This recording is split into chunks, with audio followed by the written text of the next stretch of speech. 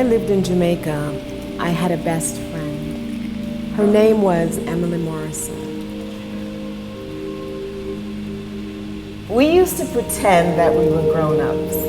We would love to say cuss words like bumbaras cloth and rotted and friggin' this and friggin' that.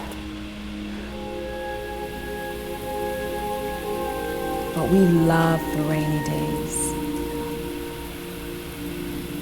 We would just lay in my bed under the covers and listen to the pattering of the raindrops against a tin roof.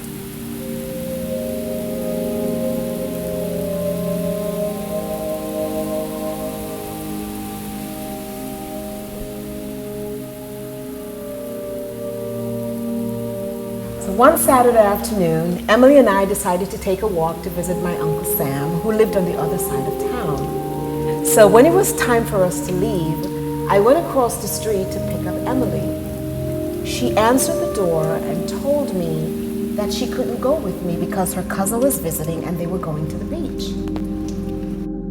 Well, when was she going to tell me that? And why didn't she invite me? So I took the walk to my uncle's house all by myself, secretly hoping that Emily had the worst day of her life. My uncle and I had a lot of fun that day. We sang a lot of reggae music, Jimmy Cliff's Many Rivers to Cross, and Bob Marley's I Shot the Sheriff. And my uncle was also a chef at a restaurant, and he loved cooking. And I enjoyed it all. Ackee and saltfish, peas and rice, fried plantains. Well, after a few hours, my uncle told me that it was time for me to go because it was starting to get dark. And then he told me that he wanted me to take a piece of cassava pudding to Emily. I really didn't want to. She didn't deserve it. I planned to keep that piece of cassava pudding for myself.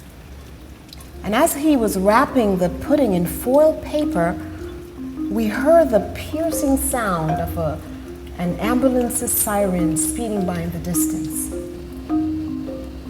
I gave my uncle a big hug and then I started the walk home. Now halfway into the walk, it started raining really heavily.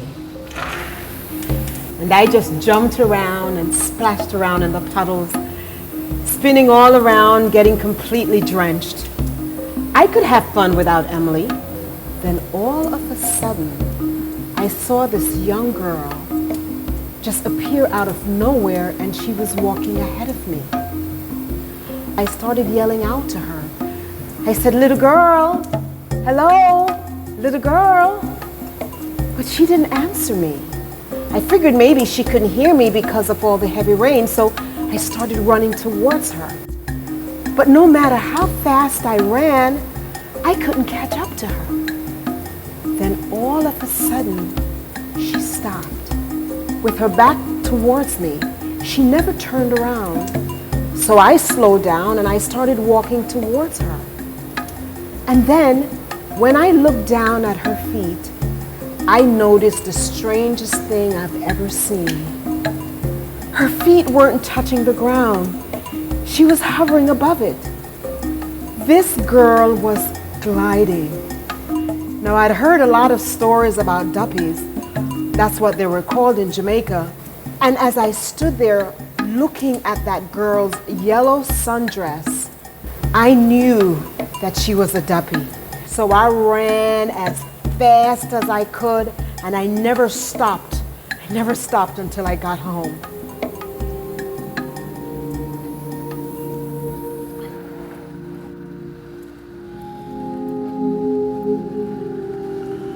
When I got home to the gate, trying to catch my breath, I noticed that there were several people on the porch. People were crying and praying and speaking in hushed tones. I didn't know what was going on, so my mother hurried over towards me and she hugged me. Finally, she told me that Emily, her father, and her cousin had all been killed in a car accident that afternoon. They were coming home from the beach. And And then my mother told me that Emily was wearing that yellow sundress that we had given to her for her 10th birthday as a gift. It was Emily that I saw in that rainstorm. And she was wearing the same yellow dress that we had given her for her birthday with the white ribbons in her hair. It was my best friend that waved at me as she disappeared. We had played in the rain one last time. Suddenly the rain began to fall.